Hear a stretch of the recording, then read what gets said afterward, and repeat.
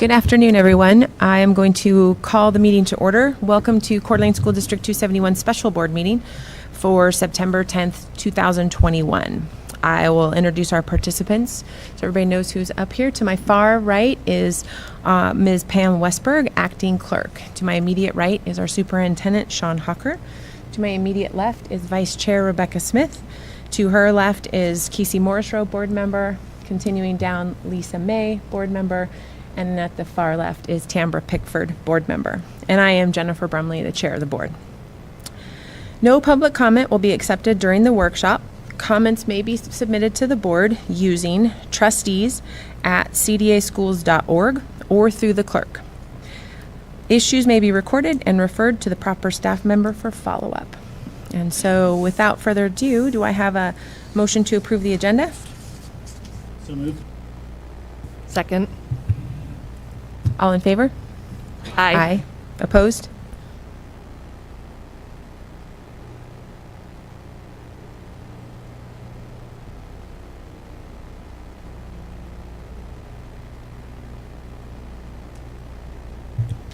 All right. Thank you, Chair Brumley. Trustees, I am going to present our emergency levy information for this school year. And just a little bit of background, I see a lot of new faces in the audience here. It should be. I'll move it closer. How about that? Is that a little bit better? Okay. So the emergency levy is something that school districts have authority to levy per Idaho code, and it is based on the number of students we have compared to prior year if there's an increase in students.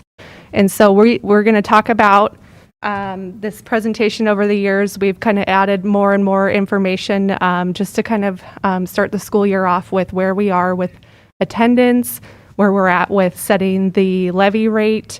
So we'll just jump right in here. The agenda is we're going to compare the first 3 days of attendance data this year compared to prior year for the first 3 years, or first 3 days, sorry. And then we're going to walk through the calculation for an emergency levy. We'll discuss budgetary needs, and then we'll look at a preliminary tax rate and how, if an emergency levy is certified by the trustees, how that would affect our tax rate. So we'll dive right in, attendance data, and you all know I love slides with a ton of numbers, so get ready for it. So here is some data looking at our first 3 days of school compared to the first 3 days of school last year. And I am going to, we're going to post this slide deck on the website, the trustees page on cdaschools.org. So you may not have to take a picture of every slide. And we're also live streaming this, and it will be available on YouTube. But jumping in right here, what we're looking at with this data, we look at each school. This is the elementary level. We take the first day of school last year compared to the first day of school this year, and this is attendance data, not enrollment, and we look at the increase over prior year. Then we go to day 2 and day 3, and we do the same calculation. This is our secondary data, again, looking at the first 3 days of school compared to the same period in prior year. We get our increase or decrease in students. And that gives us an average. So we total that, divide by 3, and we get the average daily attendance for the first 3 days of school, which was an increase of 211 students. And so that number was a bit surprising for me because, our enrollment was up so much higher than prior year. However, this is attendance. So we had a number of students out sick, especially at the secondary level, which impacted our numbers compared to prior years. So that 211 in the end. And then this is the data. This is the first 3 days average, just to kind of look and see if there's any sort of interesting things happening at a school in particular. For example, Bryan, looks like they're down 52 students. We expected this. Enrollment was down at Bryan Elementary. And it looks like the attendance data is proving that out. And then let's see, Ramsey is down. Ramsey's a pretty large school, but their attendance was down this year compared to prior. So think looking at secondary is where we had the highest increase in enrollment, but we did really well. I'll just go back really quick. We did really well on the first day, 170 more kids, and then we were down to 61 compared to last year, and then we were negative 25. So there were a lot of absences at secondary in the end. So that really impacted our total overall. Katie, can Yeah. I just ask a question on attendance data from last year? Is that attendance data or is that enrollment data last year? Because I know state was using enrollment. It's attendance. However, it included students that were blended learning. So basically, because the state counted our blended learning students in attendance, we would have included students that were scheduled to be at school, and if they didn't show up to school, if they were, A through L, if they didn't show up, they would have been shown as absent. They wouldn't have been counted. However, the blended learning students were counted if it was their day to do blended learning and then the next day. So technically, if we counted it just students in the school, we would have qualified for a much higher emergency levy, but that would be a pretty I wouldn't agree with that interpretation of the code. So I would say that if the state was counting blended learning students in attendance, we should pick the lower of the, what's going to qualify us for less. Does that make sense? Katie, do you have the numbers too on what you think our projected enrollment should have been compared to what our actual attendance ended up being? I wish I had that off the top, but we did have. I'm going to have to get that for you. I did not prepare that one. So what our absentee rate, that's something when I saw that that trend at secondary, I reached out to our nursing director, Nicole Pikarski, just to say, are you tracking anything? Is this COVID? Is it, people out for other reasons? And she didn't have that readily available today. So we're probably going to be looking at some of this data retroactively. And so, just to kind of see what's going on, because typically we would have attendance be a little bit lower at secondary, but not so drastically in the first week. Typically students are showing up in the first week. So, but yeah, it would be interesting to sort of correlate and try and find out what the reasons behind those absences were. So. Okay, so this is a form from the State Department of Education that tells us how we would calculate an emergency levy. And so we take that student count on the first day of this year compared to last year. And then you also have to pull some stats from your funding information from the State Department of Ed. So I've plugged those in, which calculate a per student allocation, which you take that total number of increase in ADA of 211 and you multiply it by the state support, which is calculated from the numbers above. And that would qualify the school district for an emergency levy of $1,146,000. Can I see that? Yeah, $1,000. So then you have a check figure. Districts with a very small property tax value would be concerned about that, but that's not a concern in our district. We would and probably never come up against that maximum in our market. So then typically we talk about uses for funds. So in the past we've qualified for an emergency levy because we had more students compared to the year before, and we needed desks, we needed to hire teachers, we needed books, we needed Chromebooks. And so an emergency levy was a mechanism for the district to purchase those things or hire the teacher, not knowing if these students were going to continue to attend for the rest of the year and earn us the state revenue, which would have paid for all those things. So that's what we usually look at the emergency levy for. But this year is unique because we're still down in enrollment compared to pre-COVID. So, we're pretty good on desks and supplies and that sort of thing. So we'll talk about what would be a use for this money this year. So if you've been attending budget presentations through the spring, through the summer, I've been talking a lot about the district's deficit. And now the district's deficit is new to our district. So we've been in a balanced budget situation for a number of years. and it's COVID related. So the following factors are the kind of big ticket items causing the district deficit. State funding cuts is a big one. The Public Education Stabilization Fund freeze is built into our budget. That reduces our state revenue. The state moving from enrollment to ADA funding model. We were in an enrollment model last year, which helped us kind of maintain some of our funding. And then a loss of enrollment compared to pre-COVID. So there were also, in our labor market, a number of necessary increases to keep staff on hand. For example, bus drivers. We could not hire bus drivers at the wages that we were offering. So we had a number of increases that were necessary in order to get a full staff. So, and then on top of that, just the way that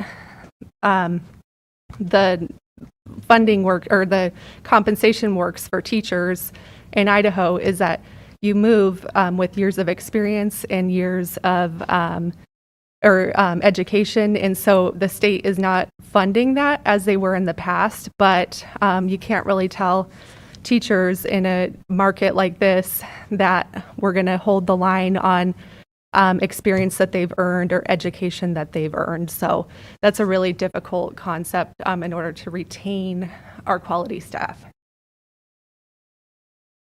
So the district is in the process of right-sizing the budget, and we're doing it through attrition from resignations and retirees. And we're holding on hiring as many positions as we can as we receive those resignations. So that made it really difficult as far as staffing at the elementary level. We saw that there were positions open, and then there were schools with really low class sizes. And so we had to make the tough decisions that rather than rehiring an open position, we were then going to move a teacher to another school. And so those sort of decisions are going to help us kind of naturally right-size our budget back to the balanced budget that we've come to expect. So the other point of that is we could have said we're going to cut $6 million this summer. The issue with that is you can make those cuts and then the students show up and you've let your experienced staff go, and now you're hiring anybody you can get. So that's not really a logistically sound approach to preparing for a school year. So we hear about this a lot. Working in government finance, I've heard a lot, why can't the district live within its means? And so that might work for, other states, but Idaho is 51st in funding for education. So just by the nature of that statistic, Idaho is, very low in funding compared to the whole country, plus Puerto Rico or DC, whatever they're counting as 50 in that figure. So, so due to the state funding cuts this year, every district in Idaho is in the same position. So when you see that deficit, it's not, we've, gone beyond our means, we're doing, just spending. We were in a balanced budget, and then COVID happened, and we're dealing with the situation we have. So districts are in the same position, looking to their federal ESSER funding to balance their operations budget. So saying, again, we're in the midst of right-sizing the budget. It's a step-down process. We don't want to make drastic cuts that will affect how classrooms look from one day to the next. An emergency levy would help us soften that right-sizing process. It also could free up ESSER funds for capital projects. And a lot of states that aren't requiring backfilling, like our state is, those school districts are able to use that ESSER money for capital projects, sort of do that maintenance ahead of time in order to save costly repairs or replacements down the road. So that's just sort of an option of with the funds being saved, how it could be allocated in the future. Okay, any questions so far? We're going to look at tax rate comparisons. So we always get our first look at the tax rates for our school district about this time of year because we're starting to get information from the county on what the market looks like. So this is the format we typically look at. This is last year's actual. You take the market and the URA kind of comes into the calculation, but I won't go too deep into how that works at this point. But you calculate how much you're going to levy for each of the types of levies that the school district has. So we don't have a judgment levy. We do have a bond levy at this time. We're levying on 2 bonds, 2012 and 2017. So that money is levied in order to make our bond payments. We didn't have an emergency levy last year. We do have a tort levy, which is calculated by a formula from Idaho Code, and that goes to pay for liability insurance. It helps to pay for that. And then we have our supplemental levies. So you total that up, and then the URA comes into the calculation, but that applied to the market gives us our tax rate for the school district. So this is the preliminary look at what the tax rate would be without an emergency levy. So you see that we are levying a little bit more.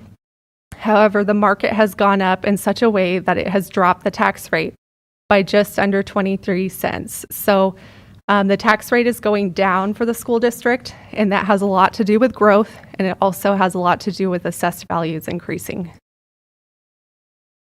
So this is what the tax rate would look like with the full emergency levy approved. So you still see that we are decreasing the tax rate, just not as much as the prior slide. So during the levy campaign, we discussed throughout the community, we talked about new construction and how it is creating capacity for the district without raising the taxes for the average taxpayer. So this is still the commitment. We are building our tax rate on new construction. And then the goal is that existing taxpayers who had an assessed value increase equal to or less than the market increase would see a relatively flat tax charge. So I always like to see if that is the case. And this is I usually just go onto Zillow and I find a house and I try and find something that looks like an average house. And we know that right now an average house is, going for a lot of money. So this house in particular is listed for $575,000. And so in tax year 2018, their full year tax charge for the school district was $263. Tax year 2019, they had an assessed value increase of 11.85%. So I'll just show you. Right there is where we're looking at the assessed value increase. Their increase from prior year that year was $19 for the full year. And so when I say relatively flat, these calculations are never perfect. We're always projecting when we create the calculations. So it's, we try and get it as close to 0 or less, but I don't know what the market amounts are going to come in the end. So, what our goal is to not have these, $100 increase or $150 increase. So we're aiming for this one, the $2 increase from the projection for next year. So you see that the assessed value continues to increase for this home. However, the tax charge in the end is relatively flat for the full year. So that's a full year amount, not a monthly amount.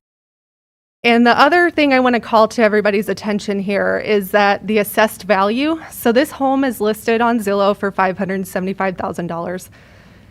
The assessed value is not $575,000 for this home on the tax website. It was $270 last year, and I'm projecting it would go up to $322. So I am factoring in that our home's assessed values are increasing when I do these calculations. Any questions on that? Yeah, Katie, did the levy rate go up in 2019? Is that the year the change came from 16 to 20? I think that it was still pretty close. the levy rate. Or I should say the amount of the levy, excuse me. The I should amount of the clarify. levy? Yeah. It did, yeah. So that was the year that we increased to the $20 million levy, but we were able to do so with new growth in the community in order to have a relatively flat tax impact. All right, so this is a slide I like to include because it shows a range of assessed values. And, it was commented, someone made a comment that I should add rungs to this because assessed values are increasing. But you have to remember, we just looked at a home that was listed over $1 million, but their assessed value was $270,000. So I would encourage you, if you're curious about how this affects your taxes, log on to the county website and see what your assessed value is. And then you can kind of follow along to see what the impact of the school district taxes do to your bill. So we're taking the same home. Remember, it was $270,000 assessed value. And so let's say it's $300,000 next year. The monthly charge last year for a $300,000 home was $44.76. That's for school district taxes only. I just want to call to everybody's attention that on your tax bill, there are a number of taxing agencies. So this is, just the taxing agency that we are in control of. So if the emergency levy is not approved, the same home's monthly tax charge for their escrow would go down to $39.06. If it was approved, it would go down to $40.85. So we're looking at that $44 and seeing that lower tax rate in action here. And then if you want to compare how much would it cost every month if we did do the emergency levy versus if we didn't, and that'd be $1.79. So keep in mind though, I do recognize that this home is probably not going to stay at $300,000 assessed at that. It's probably going to be up here to the $350,000. And so if you want to follow it along, you just jump down. The former cost was $44.76. You would jump down to it's either $45.57 or $47.66. So a total between here down to here with the emergency levy would have been, I think, $290, or no, the cost of approving the emergency levy with the assessed value increasing would be $2.90 a month. So I know that's a little bit convoluted process there, but hopefully since we're posting it, taxpayers can kind of look at where they're at with assessed value and see what the change would be. So administration's recommendation for this is to certify the full amount of the emergency levy that we qualify for. And this would affect the average taxpayer, as we just discussed, $35 per year. And then the outcome of this is that it would close the gap, or it would help close the gap on the deficit this year and free up ESSER money for future allocation.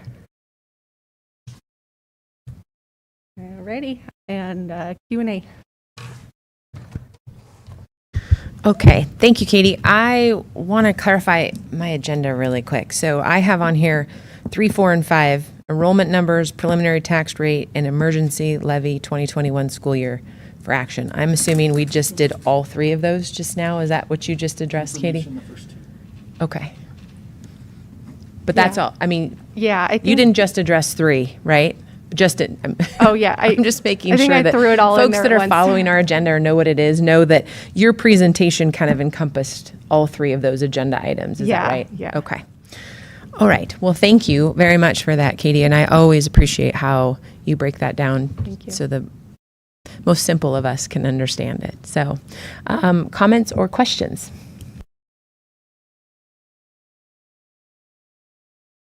Katie, currently with the budget we have approved, we're using those ESSER funds, and I think they're ESSER 3 funds, is that correct? To backfill in 2 and 3, yeah. 2 and 3, thank you.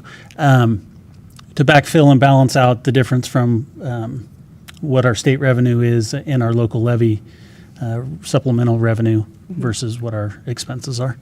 And how much, just real quickly, I know there was a lump sum of money, so I guess I'm looking for what was that total lump sum, And then if my memory serves me right, kind of the way we planned that is to spend a portion of that lump sum over a few years, I believe 3 years.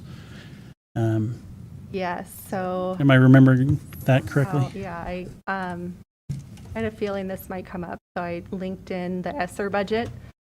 So this budget was board approved, however, I have made the revisions of the 2 changes that happened after that the board approved the classified compensation. That's, trying to get bus drivers and keep our custodians. And then the steps in lanes being awarded for our employees who earned credit to move on our salary schedule. So those have been added in since. And then other line items have had amounts taken away, so we could afford that. But overall, I need to update this because the governor's allocation changed. But overall, it's a 3-year plan for the ESSER money. And unfortunately, again, in Idaho, we're in the unique situation, not so much in other states where our state is telling us we need to use this money to offset their own cuts. So the largest line items are those backfilling those cuts. So we've got to step down in year 2 to a much smaller plug number, which we're hoping through attrition. It might be a little bit of a painful budget process, but we're hoping that it won't be as bad as, cutting $6 million right now would be. So does that help?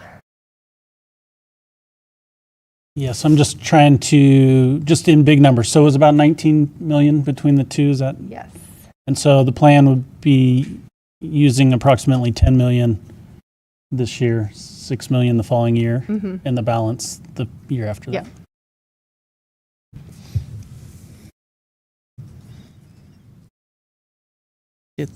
It's interesting. This really doesn't have anything to do with us, other than it was a school. I think it was Milwaukee School District, and there was an article because they did something today.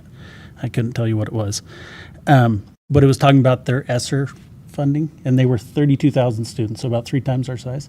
Their ESSER funding was $500 million.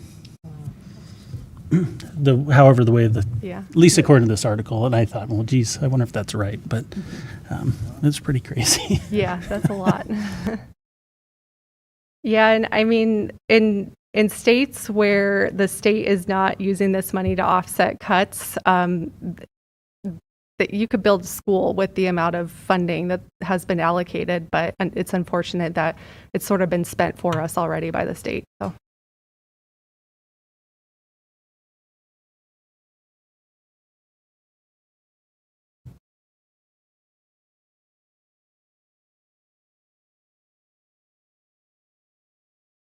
Anybody else have questions? Or if not, then feel free to share thoughts or make a motion and we can discuss.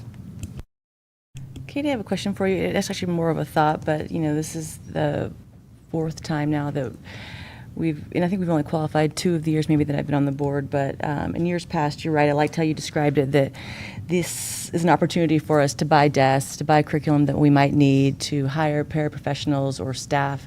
And this year, it's a different conversation. So for me, I think I'm running through in my mind, is this the intent the legislature had when they created this statute for emergency levies? And so I think, while I see the benefit in what you're saying, and it all makes very good sense, it is still a really hard decision because we're sidestepping, again, the ultimate issue is that, one, we're using backfill funds from the federal government for a pandemic to meet regular budget needs. And so whose responsibility is it to make that sacrifice? And is it the property taxpayer? Is it, I don't know. I think that's what I'm struggling with. And so it's an easier decision when we know that we need desks and we need staff and our enrollment has increased. And so I think initially that's where the state went in providing this opportunity for districts to levy this money without going out for a vote. And so I appreciate all of the information that you provided. I also appreciate your insight into our budget and how we are going to right-side this budget. Either way, whether what happens tonight,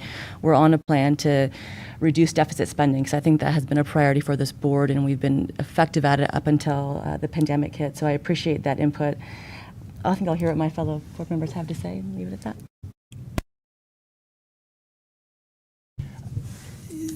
I think I'm probably in line with Trustee May, or at least what I think I heard her saying. I just have some reservations about this. I have no doubt that we could use the money and find a way to spend the money. We always do. And I realize that we're using a big chunk of federal money to backfill, in that we could, reduce how much of that federal money we're using to backfill and spend it on something else, or use it next year to help bridge a gap and all those sorts of things. I guess what I'm struggling with is right, wrong, or indifferent. It's, how the state decided to spend this federal money. And, a lot of people in Idaho suffered because of the pandemic last year. And I think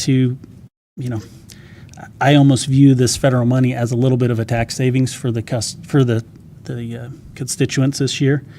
And even though it's somewhat insignificant, $30 for the average taxpayer, I think it's more the principle of it. And for me, I couldn't support the levy this year, even though I know we can spend this money. I know what we would use it for, and don't have any issues with it. I think I'm just looking, we have the federal money that, came from taxpayers of the state of Idaho. They came from federal dollars, but more or less they came from Idaho taxpayers through their federal taxes. And I can't support adding the emergency levy this year. I think if we didn't have those federal money, that federal money for this reason, I think it'd be a very different conversation. But for this year, that's where I'm at. And I know that makes things tougher for us, but it's also what we planned in our budget proposal. So I would agree.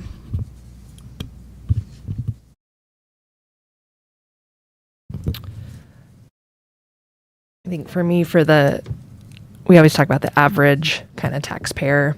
Sometimes I think about the slightly unaverage taxpayer and what they have been going through in the last year. And so even though on paper $35 or whatever doesn't seem like a lot, for some families it is. And just seems like there's a lot of uncertainty as well. And I appreciate what you just said. We planned to have to backfill at this point.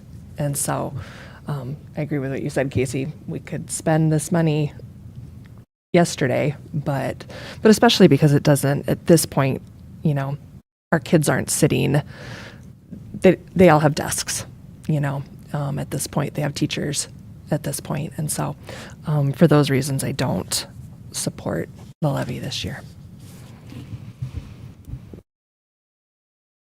I would echo my fellow trustees. I particularly appreciated Trustee May's comments in that, and just what Trustee Smith said with, if we'd had kids who didn't have a teacher or didn't have a desk, I would feel very differently about it. And I appreciate what Trustee Morris Rose saying is this really what we intended our taxpayers to be paying? And so last year we said no, and I'm comfortable with us saying no again to the emergency levy.